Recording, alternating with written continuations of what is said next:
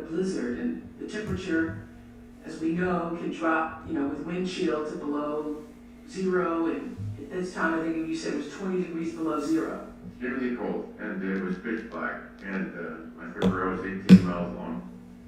Hey guys, welcome to Dream Journal episode 64. This is your host, Kareem Christmas, turning your dreams into reality.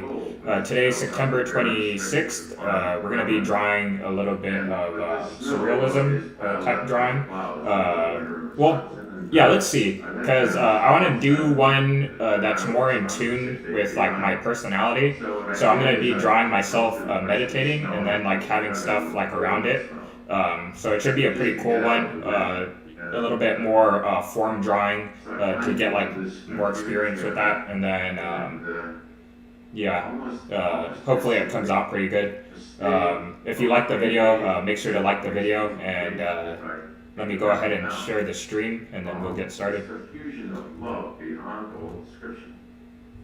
Also, it was timeless, and it was exquisite. It was also the core of who I was. It was more who I was than the personal self. And this experience lasted for infinite time. And I knew that was my reality. And what melted the personal self into sort of non-existence was the infinite power of the love. The love was overwhelming. So were you dying? When I read that, I was thinking what you described there was what some people call near-death experience. So had you gotten so cold that you were dying? No, it wasn't near death. It was like a miraculous relief from the ferocity of the cold wind. The personal self dissolved into that which is more yourself. In the background, you're gonna hear. It's self with a capitalist instead of self with the smallest. It's an interview between David Hawkins and Oprah Winfrey on Power versus Force. That's what you're hearing in the background. If you guys are interested, just go ahead and search it on YouTube, and you'll find the video. It's happened to me many times. Even now, you can leave anytime you like. But my father came and found me, and he shook my leg. And at that moment, I had to decide: would I reown this life, reactivate this body? And I knew if I allowed myself to leave the body, he would think I had died, and spend his life in grief. I couldn't do that to my father. Yeah, you say in the book that there was a great reluctance to return to your body and all that entailed, but because you love your father dearly, because of his feel his anguish or see his anguish. He would have felt that he'd left me and that I had died, and because he believed in death. Well, in that state, he realized that death is not a possibility, but in the person in a mortal body, they presume there is such a thing. So I reactivated the body. I think I'll do a hill. For his sake. And, I'm gonna draw me on top of a hill, And came back. and then yes, I came back. So for lack of a better expression, you came back. Yeah. What do you attribute to this happening? I asked you earlier about, was it because you the described moon in the that back, it was so cold and then have like a whole bunch of that designs. the wind had ripped coming your out this way. newspapers and that your clothes were frozen stiff. And so I was thinking that it was because you'd gotten so cold, and I heard people talk about freezing to death, where there's this warm feeling that comes over you. Yeah. But you're saying it wasn't near death. You're saying it wasn't that. It wasn't near death. And So what do you attribute this feeling to? I think some kind of a spiritual destiny, because other profound states came on and uncalled for, not in stressful situations, and non-stressful situations that were as extreme, in fact, even more extreme. And finally, to the degree that I really left my life in the East, it was a very successful life. And moved out to the country where I spent some years meditating and getting used to this altered, different state of consciousness. I'm talking to Dr. David Hawkins about his book, Power versus Force, and he was just explaining to us, those of you who are just joining us here on XM 156, the experience he had as a young boy. I don't know, would you call it out of body, or really in inner body No, experience? it wasn't out of body, because I have later had out of body experiences. They're quite different. Now, this was an altered situation in which the small cell disappeared. I'm gonna reset this and freaking thing, but I don't know how to do it. disappeared, and that happened even more so later in life. The prior sense of the personal self has never been returned. Right now, I'm the witness of what is being said, but I'm not the author. So is the larger self the soul, Classically, the small self, there is the ego self, right? narcissistic core, and the large self is the spirit, Okay. soul. Okay. Yeah. And so it's like periodically in my life, the personal self would dissolve right into the infinite power of the spiritual self. Yes. Okay, so you never discussed that experience with anybody as a boy because you say there was no context in which to even talk about it. But after this experience, though, I understand from what I'm reading in Power versus Force, after this experience, this altered state experience that you had in the snow, after this blissful state, you describe in the book that you had gone to the depths of hell and then experienced a level of consciousness also indescribable in its bliss. You felt the presence of God, or what you called at the time in the book, the presence, this loving presence. I remember you saying that you were in love with everyone. Oh yes, I still am. It took me years to learn how to handle it because to even interact with anybody who was loving, I would break out in tears. And Really? this is common in certain spiritual groups. There's a period you go through where anything beautiful and love makes you cry. I mean, just speaking to you because your energy is so much. And I could feel it. That same tearfulness beginning to emerge. Oh, thank you. I would look at Thank you couple for in saying an that. airport. One would look at the other. You could see the thing of love. Well, I remember reading in Power versus Force the line where you said, as I looked at each person, myself shone forth from their eyes. And I wondered, how did I get into all these bodies? One self, one God. Divinity is described as transcendent. Okay, Out so, there, where in time. yeah, this place, form is God going to be a little bit. In other words, very poor. You know, Source let me of draw. existence and being is light. I'm going to draw the cliff afterwards. Light as we know it is the manifestation of divinity. Well, knowing what you know, does it frustrate you that wars are still being fought in the name of religion and people fighting over who they claim God to be and what they claim God to be? Is that frustrating to you? No, because I see the nature of human consciousness and the purpose of our life here. This is the world of maximum opportunity. So maximum gain of positive karma and undoing of negative karma. That's old-fashioned terminology, let's say, coming from Buddhism. But to undo the negative and to achieve the positive. So this is the world. That's what this world is for, as you see it?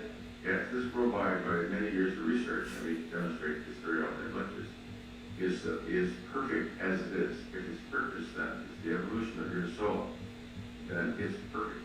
Because how could you perfect your soul if you couldn't get a chance to say no to evil and say yes to goodness and love? One of the things that I love that you say is, for it's only the illusion of individuality that is the origin of all suffering. When one realizes that one is the universe, complete and in one with all that is, forever without end, then no further suffering is possible. Well, the question is, how do we all begin to realize that? You know, in recent weeks we've just been talking about people just trying to understand that they have some control over their realities by the way they think about their lives and how, yeah, you believe that, right? Well, you can't transcend the world till you master it. You finally first you master the world, and then you let go of your attachments to it. You let go of the desires and aversions. One of my goals here on earth is to be, my prayer for myself is to live the highest level of consciousness possible for me, incarnated in this body with this ego in this lifetime. That is my constant, and I've had that prayer for about 20 years, and I can feel myself getting closer, you know, just in my appreciation of the simplest things, finding in the midst of, you know, chaos and craziness and stuff, I can just still myself, that my experience is completely different than the experience that other people are having around me. So that means I'm getting closer, right? You're striving for unconditional love. Yes. Of course, it's that love you radiate out to the world. And that's what it was. Well, you say that in Power versus Force, you say that the commonplace and God are not distinct. That to live with care and kindness is all that is necessary. The rest reveals itself in due time. Willing to be loving towards all of life and all of its expressions transforms everybody, and not only your own life, but everyone around you. And an interesting experiment is when you go to a store or buy a newspaper, whatever you do, you just smile lovingly at the person and see how beautiful they are as a person, and say thank you. But when you say thank you to the clerks like that, a lot of them drop their teeth. They just look at you like, huh? I mean, nobody says some love and tells them thank you with intense gratitude, really. And they look at you with shock and surprise. Yeah. So you can see that it's not what you do in the world, it's what you have become. So what you have become begins to influence all of life around you. And people look forward to if you're a regular customer there, that newsstand, that guy will start to light up the minute he sees you coming down the street. It's just an amazing transformative effect that we have on others.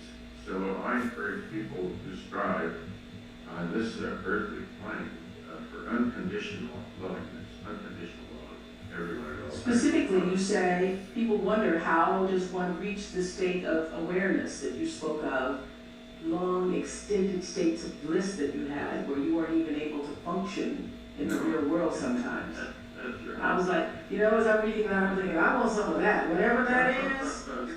I want some long extended states of bliss. That's what I would like. You get blissed out. Well, if you do spiritual work continuously, don't forget I did continuously. I mean, nonstop. Constantly surrendering everything to God and letting go, wanting to change it, to either avoid it or the desire to create it or to resist it. So eventually what happens is rather profound spiritual states. You read about them in the book, that's one thing. But they begin to spontaneously occur. And they can pretty much take you out of the world. I mean, the infinite peace is beyond joy and ecstasy. I was into joy, I was into ecstasy. And everything has to be surrendered to God. That's a drug also, so we have to clarify. You read the ecstasy in the purest sense, not the drug. Yeah, it was an emotion of the joy. Because you've never taken drugs? Have you never taken drugs? No, that doesn't do with that. Okay, It because has to some do of the with things you brain described sounded like a drug trip. I was thinking, well, I wonder what that No, was. that's not. Well, that's why now you've got the secret of why drugs are happy. Hardly anybody knows why drugs are addicting, but I know. Why? It's because the levels of consciousness at the highest are joy and ecstasy. What a drug does is sedate the lower levels of consciousness, the ordinary anxiety, fear, guilt. And the drug sedates the lower levels of consciousness and allows you to experience the reality of what you truthfully are. Yeah. And that is infinite joy and peace and existence. So the drug, so then the person, because they're naive, thinks, oh, it's the drug that did that. It is not the drug that did that.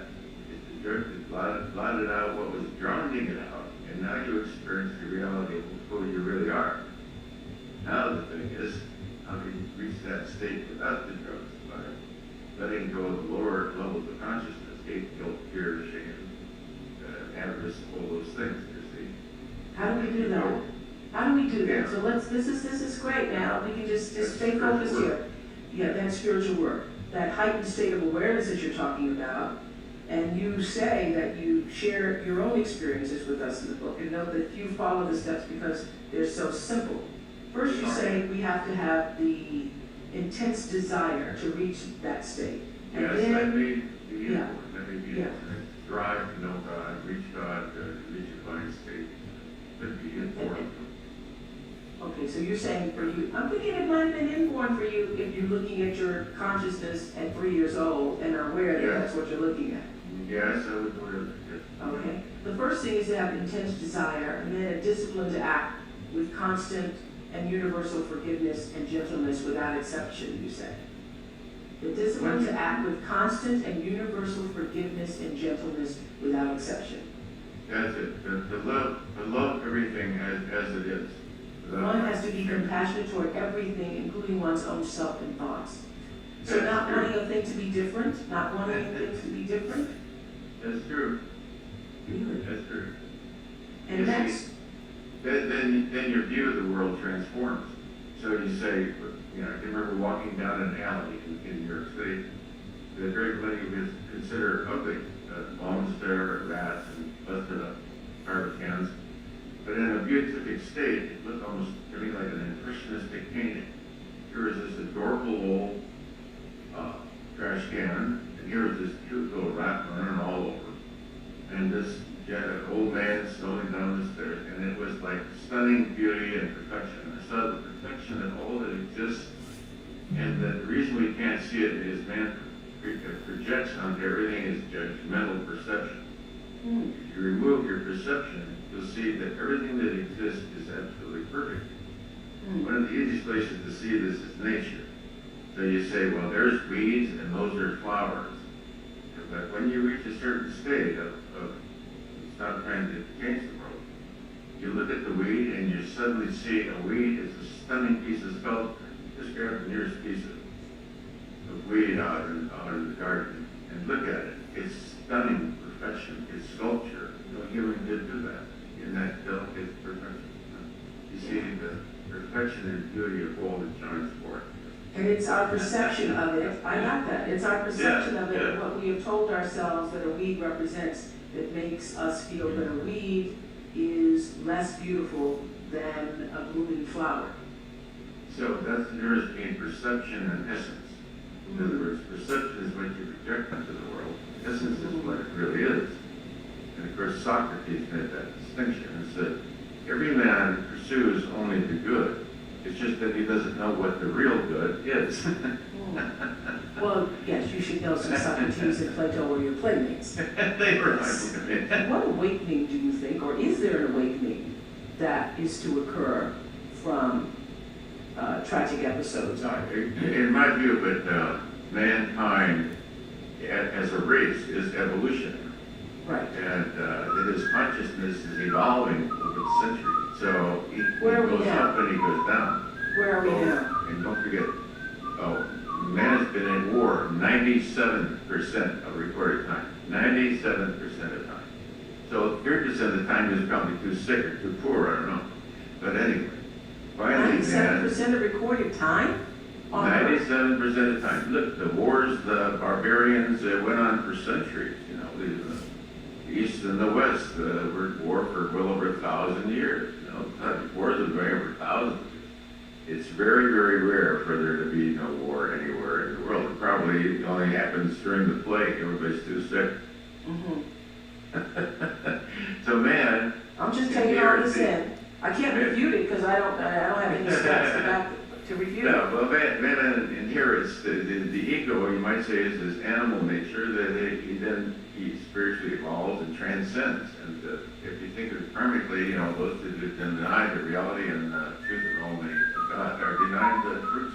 Is everything happening for a reason here on Earth, do you believe?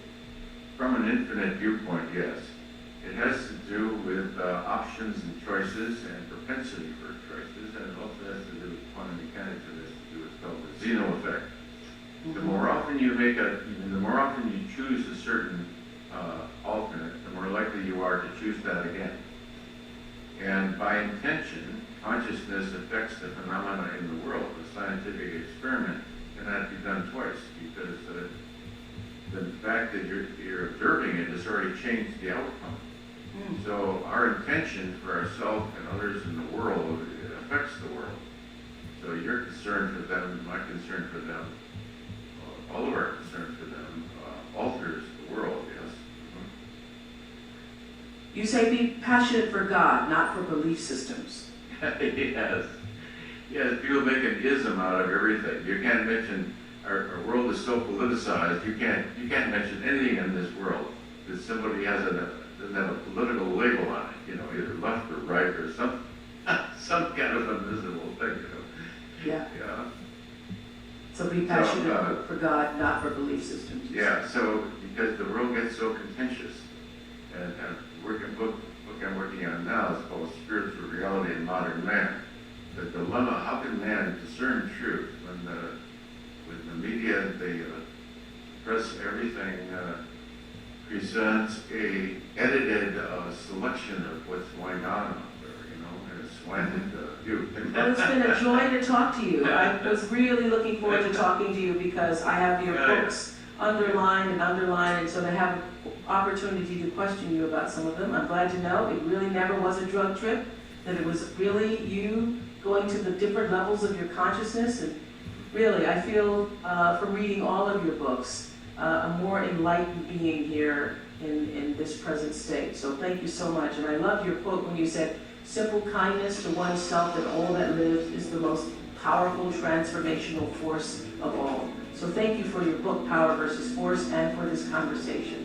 Thanks, Dr. Hopkins. Thank you for your service to this work. Thank you, thank you. All right, more Soul Series next week on XM156. Keep on talking to me. Facts are accumulated by effort, but truth reveals itself effortlessly.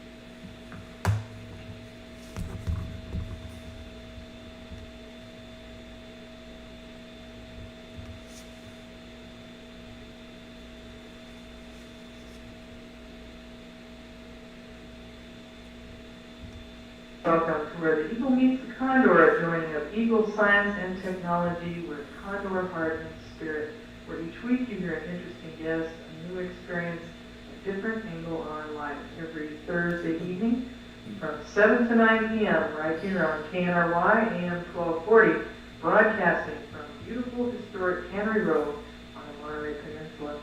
I'm Nancy Lorenz, Elaine Young is my co-host, and David is our engineer this evening. And what are you looking for over there? You think I have your papers? I do not. This is not your paper. This is my paper, but you can have it. She's stealing my notes. Our website is eaglecondor.net, and on there you will find all the information and links to all the guests we have on our radio program. We've been on the air since June of, 2000. So a year and a half. There's a lot of wonderful people on there, and we're going to add another wonderful person to that list this evening. But first, I just wanted to remind the folks that eaglecondor.net is the website. You can send email to spirit@eaglecondor.net, or you can send regular mail to P.O. Box 7431, Carmel, California, 93921. We've been waiting for this. We have Dr. Hawkins, Dr. David R. Hawkins, MD, PhD. What a treat it is, because we've been telling all of our listeners, and you've been listening because you've been buying that book. So you're all ready for this. And we have a special treat for you. Dr. Hawkins, you're on, right? Dr. Hawkins, are you there? I am here. Oh, great. Welcome. In fact, it's always that way. Look, I'm always here. Well, this particular time is great. We have a little special thing for you. Is we have one of your fans that drove from San Francisco, because not yet do people receive this signal there. One day our program will be out there, but he can't listen to you, and he couldn't wait until we archived the program. So I invited him to come to the studio. He's here with us, and his name is John Ziegler. Say hi. Hello. Thank you for coming to the program. So, Dr. Hawkins, this is such an incredible book. If everybody used this, there is no doubt that the world would change.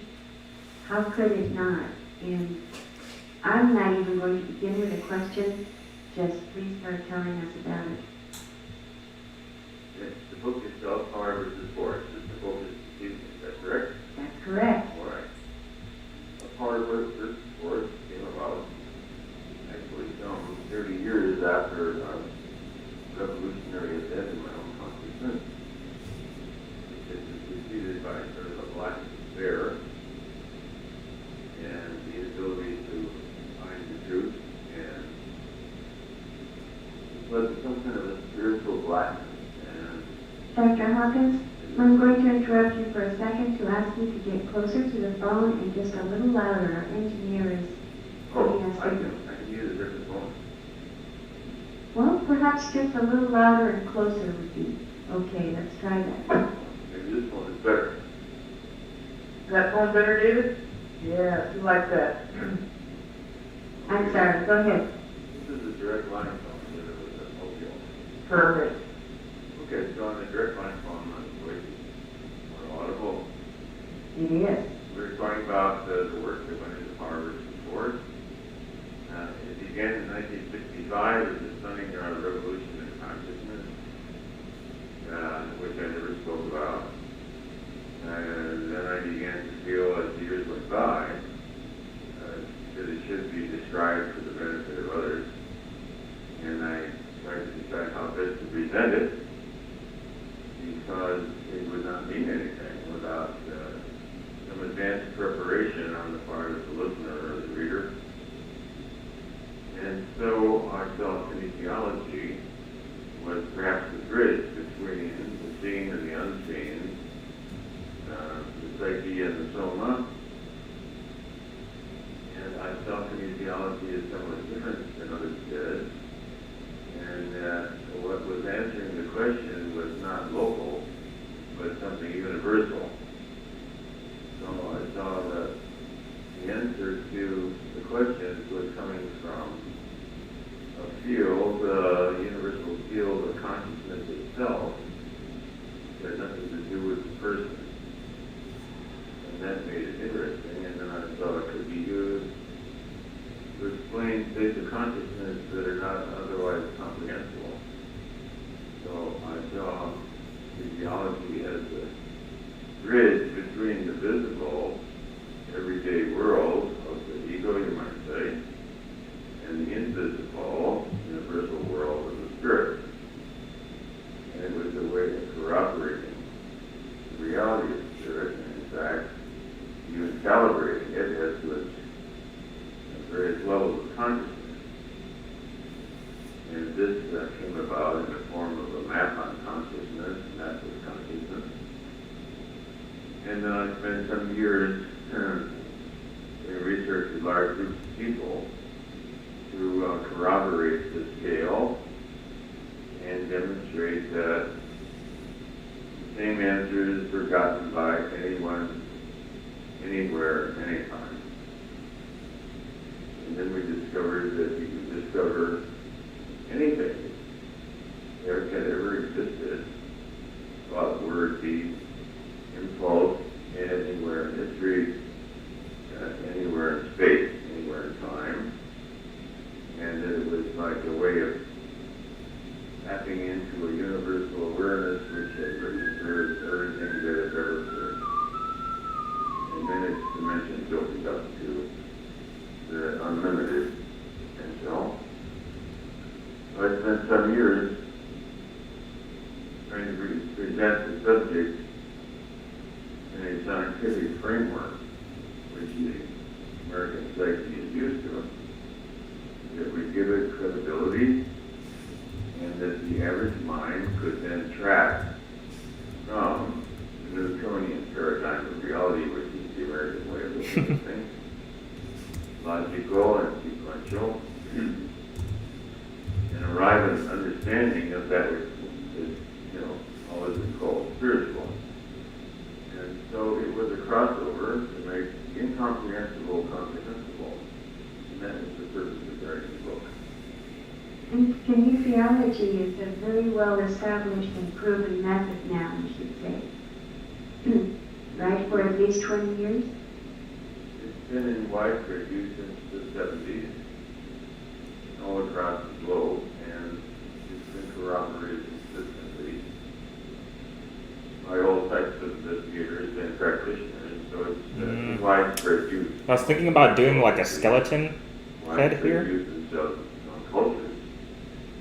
For instance, but I don't really know how to in draw. Korea, it's common for people when they're shopping to, if they're shopping for fruit, they'll hold the orange in their hand, and the other person tests to see if they go strong. If they go weak, they don't buy that orange. So it's another common use in some parts of the country, in other parts of the world. Can you describe how kinesiology works for listeners who may not be aware of that? Well, kinesiology is a very simple thing to demonstrate and to do. It's based on the observation that if something has an adverse effect, or it's incorrect or wrong or non-integrous, it will instantly cause the body's muscles to go weak for a brief second. And that which is integrous, that which is true, that which is worthwhile, makes the body go, musculature go strong instantly. And so the kinesiological test is really merely a way of demonstrating whether the body's muscles go strong or weak when presented with a stimulus. On one level, you might say it's analogous Okay, I'm gonna do some color to this and protoplasm. see. Amoeba reaches forward and goes towards that which supports its life, and it shrinks back from that. Oh, you know what? It's adverse to its life. Got an idea. So the reaction of kinesiological reaction is impersonal. Consciousness recognizes truth and makes you go strong. Also, because it has no existence and it's not real, the body fails to respond to it and it goes weak. you might compare it to electricity. Truth makes the electricity go on, and your body goes strong. Falsehood, because it has no existence and no reality, it's like the switch being off and your body goes weak. So it's roughly analogous to electric switch. It's not really right and wrong or good and bad. It's just that which has power, which is true, makes you go strong, and that which is false has no power, and therefore you go weak. So it's commonly used to test the truth of a statement, and commonly the way we use it in research. We'll say, for instance, Lenin calibrates over 200. Yes, no thing. So that way we can arrive at a calibration of Lenin or Stalin or Gorbachev or Trotsky or anyone in history. And the same with anybody living today. Will that person in mind say this person calibrates over? So we evolved the scale from 1 to 1,000, and 200 is the crossover point. That which is true is above 200, that which is false is below 200. And so we have the scale of consciousness. And it makes sense because it really coincides with all of human history. At 200, which is really the level of integrity, courage. From there on up, it goes to willingness, acceptance, reason, love, joy, peace. Okay. And inside of here, I'm going to put like different timelines, like a movie. Anger, I desire, think that's pretty cool. fear, grief, apathy, guilt, shame, and death. So we have the descending scale, and then the ascending scale. And true or false, that level of 200 concerns 2 different domains. You mentioned earlier about you could not explain something because without preparation, it could not be received. And you make that so clear in the book, but if you would just speak about it now, why that is. Let's see, if I backtrack a little bit, most of humanity thinks, okay, this is the way I think, and that is truth, or that is the way it is. And if I don't understand it, then it doesn't exist in a way. But without preparation, the mind cannot comprehend many things. And once they are understood, it's like being back in school and you're wrestling with the mathematical problem and it seems so obscure, and then when you figure out how to do it, the answer is so simple. And that is something that you say that when people finish reading this book, their hope is that they will say, I knew that all along. So that's the process that is happening while reading this book, is that comprehension is building. Power versus Force is the book of the first of a trilogy, 3 books. This one starts from the known, the familiar, scientific, the logical, that which is reasonable, and then prepares the groundwork so that you can move on to higher levels of consciousness. So without creating an overall paradigm from which to comprehend, spirituality is not comprehensible to the intellect. You have to prepare the ground for it. Once the ground is prepared, then it all seems quite reasonable. So what I really do with Power versus Force, first of all, it was based on a PhD dissertation called Qualitative and Quantitative Analysis and Calibration of the Levels of Human Consciousness, which met strict academic requirements. You present the null hypothesis, and true or disprove the null hypothesis with supporting data, statistical analysis, so the T is less than 0.001, etc. So I start with that academic presentation and a lot of references in the back. Refer to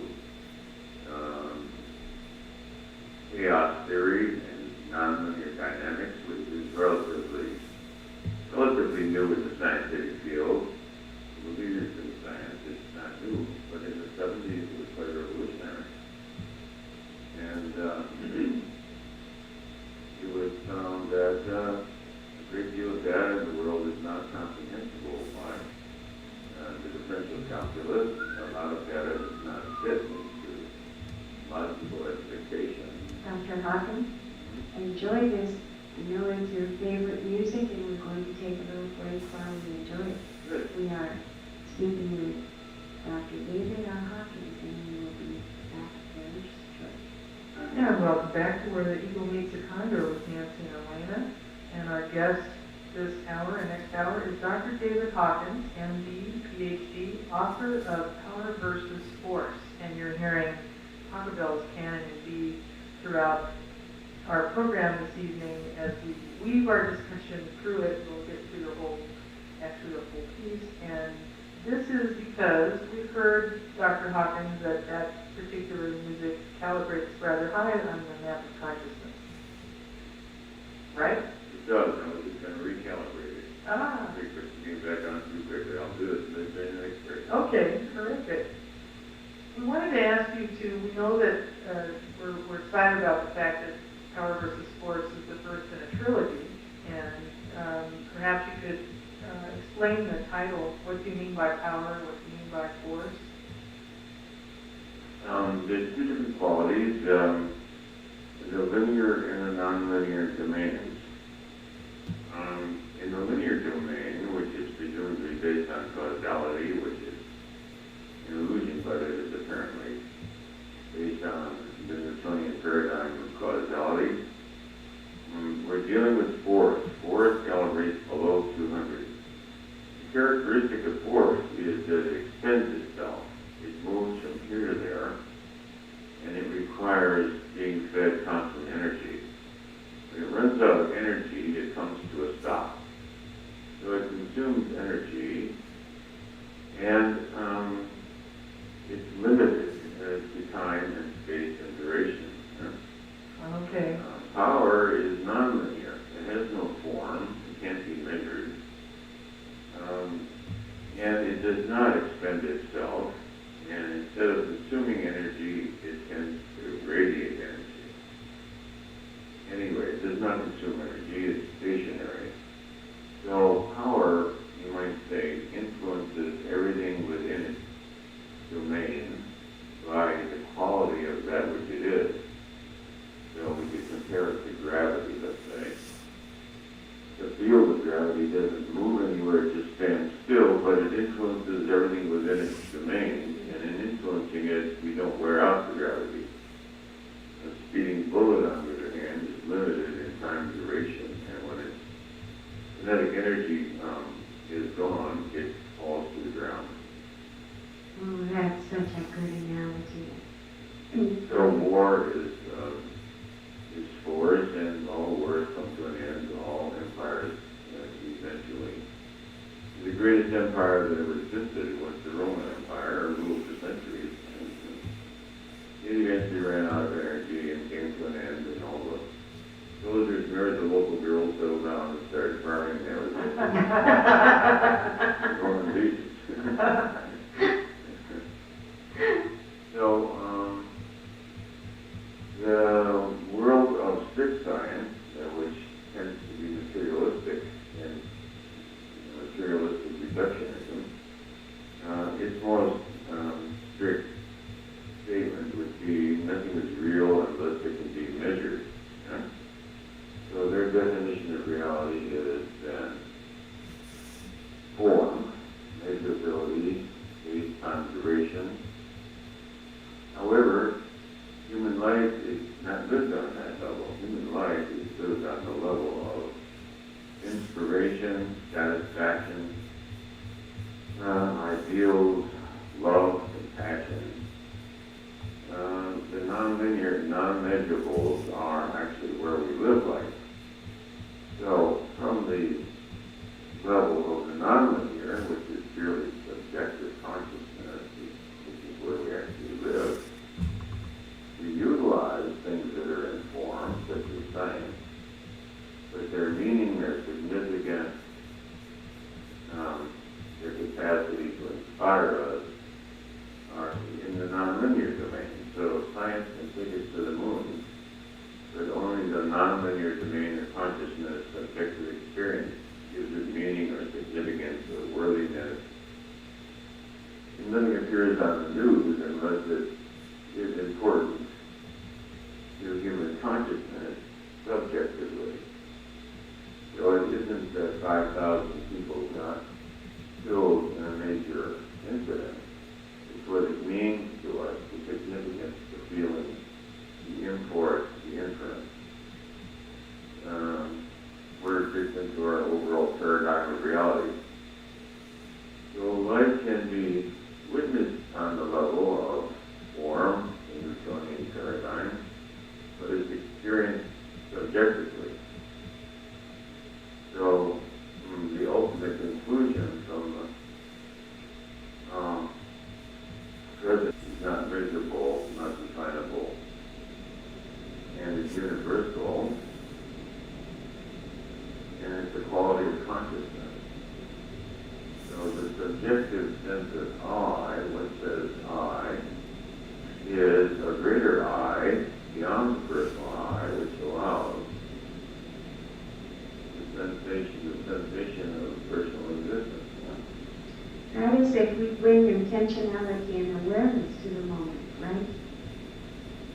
Because in a kind of somnambulistic state that we go about in, there is not an awareness of that has been present all along.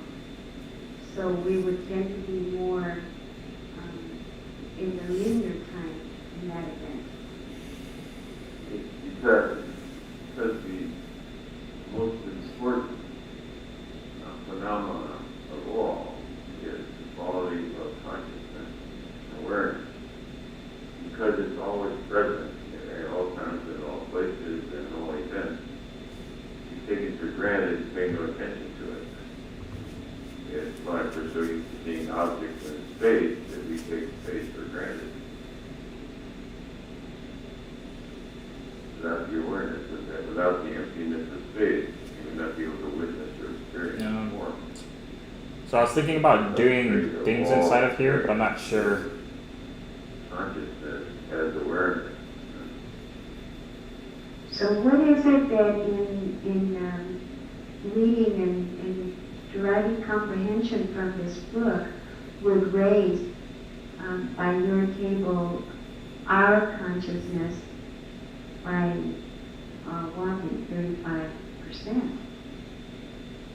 35 points. 35 points. Yes, well, the average consciousness of all of mankind has stood at 190 throughout all the centuries. Didn't move no matter what happened in the world. And suddenly, mysteriously, in about 1986, at about the time of the harmonic inversion, not caused by it, but almost at the same time in history, the consciousness of mankind suddenly went from 190 to 207. It does not seem like a small jump, but it crossed over a critical line. So it'd be like one feather on the side of the balance tips the balance to the other side of the scale. Now it makes quite a bit of difference. You're on this side of the scale or the other side of the scale, the bound difference. So mankind crossed over the level of 200, which is the level of integrity that everything truth and falsehood and constructive and destructive in the late 80s. So prevailing consciousness now of all of mankind, the totality of humanity is 207, which has quite a different influence. It means that the profound negativity which prevailed over the centuries in the wars and plagues and inquisitions and mayhem, which were just considered to be normal, 100 years of war in them, they figure that's just normal way to live. No longer is accepted as the normal way to live. So, in the course of a lifetime, the average person's consciousness progresses about 5 points, the average individual. In one lifetime, advances about 5 points.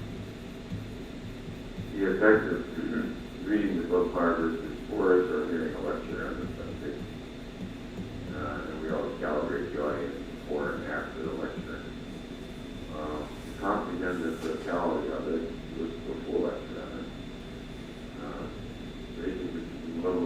Just so they know, it's about 30 points. That's really fantastic. In fact, and the reason it does that is it recontextualizes the totality of one's experience of their existence. And I'm going to say when consciousness hears the truth about itself, it reawakens to its own reality and what's phenomenon. You can also use this. The applications are endless on it. And we're just trying to get the high points here. You cannot possibly tell people how much there is here, but to give that understanding, it is also, you explain so well how below 200 is where illness and stress and all of that exists. And if you can bring a different consciousness to it, be surrounded by different energy or whatever, that you can actually feel things, feel yourself, just as being in the presence of someone that calibrates in, 600 and above, people are healed. Just What happens is that below 200, all those thoughts, impulses, anger, hatred, guilt, shame, depression, revenge, jealousy, malice, all those kind of greed, pridefulness, arrogance, each one of those feelings is associated with an acupuncture system, acupuncture point. And every time you go below 200, you get an adverse effect on one of the acupuncture meridians. The acupuncture meridian goes to essential bodily organs. So Yeah, I think I'll leave it at that. This will be a concept for another There is an experiment with the drawing. circulation of the, classically called chi energy through the heart meridian. So if you're unloving enough for enough years, the subtle negative effect on the heart meridian begins to affect the physiology of the autonomic nervous system, the electron flow, various things in an adverse way, and the indicative problem. So what happens is when a person's consciousness stops dipping into the negative, then the opposite occurs. Positive thoughts increase the effectiveness of the immune system. And as you know from John Diamond's book, Your Body Doesn't Lie, also known as behavioral kinesiology, he demonstrates this extremely well. Music affects you adversely or positively. Everything in the world affects you either positively or negatively.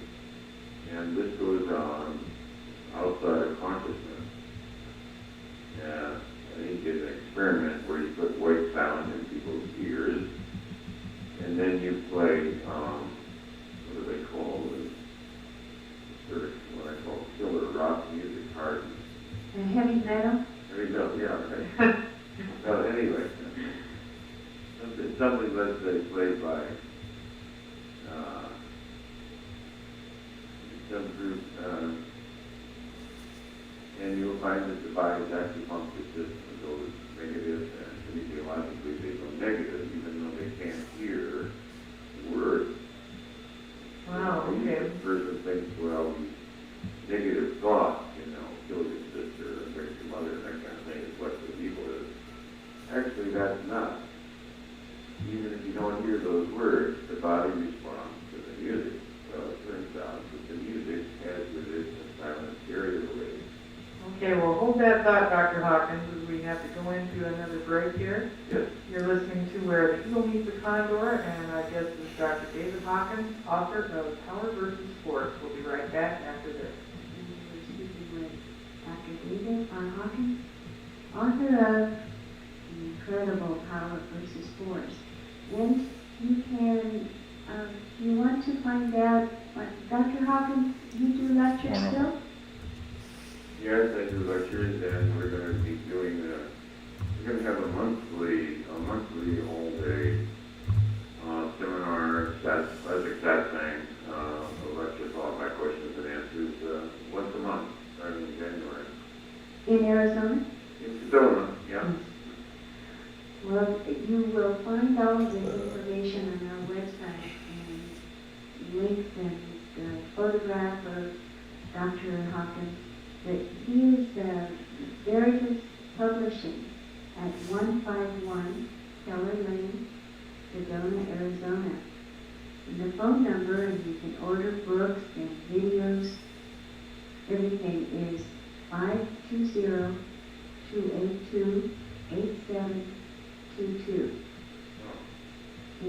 And as I said, you will find this in a couple of days on our Eagle Condor website. And John Siegel is with us. I told Dr. Hawkins earlier that he is Siegel, I'm sorry. that he is a fan and a listener, but he's from the Bay Area and we're in Monterey, and he drove down here so that he could be here, so he's in the studio. Do you have a question, John? Dr. Hawkins, you were before the break, you were talking about herd music causes disruption. Can you continue with what you were talking about? Well, yes, that which is adverse to life makes one go weak. And it flows an appropriate acupuncture meridian. If you're coming out of the spleen with malice, like you on a table over there, no malice, Yes, in Latin. let me calibrate the 70. So that's coming out of the Wow. malice, hatred, willingness to kill millions of innocent people for some megalomaniac idea, which is what, the opposite of anything spiritual. And paper thing is by calling it spiritual, that makes it even more negative. So that flows out appropriate acupuncture meridian. Adversely affects health, weakens the body's immune system, decreases the number of killer cells in the thymus gland. Something like Hatchedale's cannon, which during the intermission we calibrated at 640, 645. 600 is the level of enlightenment. It's the transition from the linear domain of the ego to the non-linear domain of the spirit. At 600 is the level of enlightenment. So, to listen to Hatchedale's cannon and to attune to the subtle, non-verbalized feeling message of it, incredible soft beauty that puts you into a different domain. That has a positive effect on your thymus gland, on your acupuncture system, and has a healing effect. It's very hard to be violent while you're listening to Hatchedale's cannon. It's not even within thinkable or doable.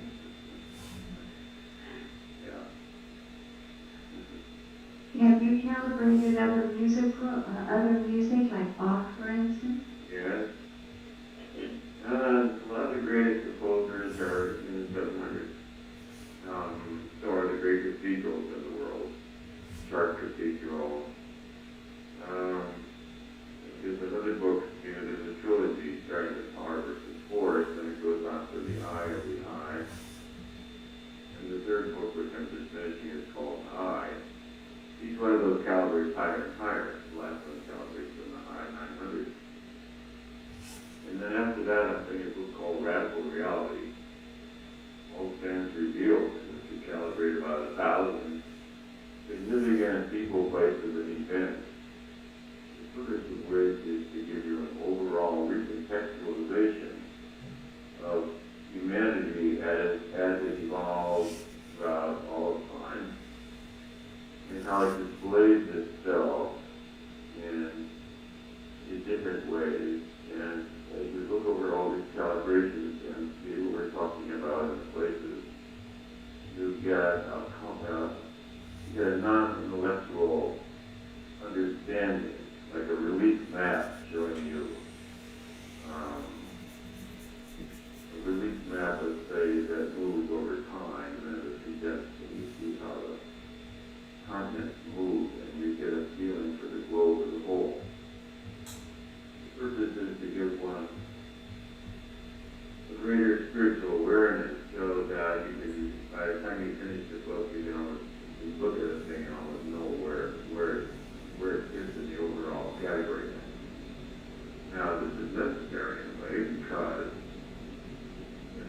defect, the main defect, the defect of human consciousness is that it cannot tell truth from falsehood. Well, that is astonishing. Probably the most important fact of all of humankind. Whether it can stand up on 2 feet and manipulate a tool and oppose it solving all those interesting facts that are anthropology and ecology today. The most significant fact of human consciousness is that it cannot tell truth from falsehood. Yeah, so I'll leave it at that. This is Dream Journal episode 64. This is your host, Corinne Christmas. I hope you guys enjoyed it. I'll see you guys in that next one. Peace. Hardware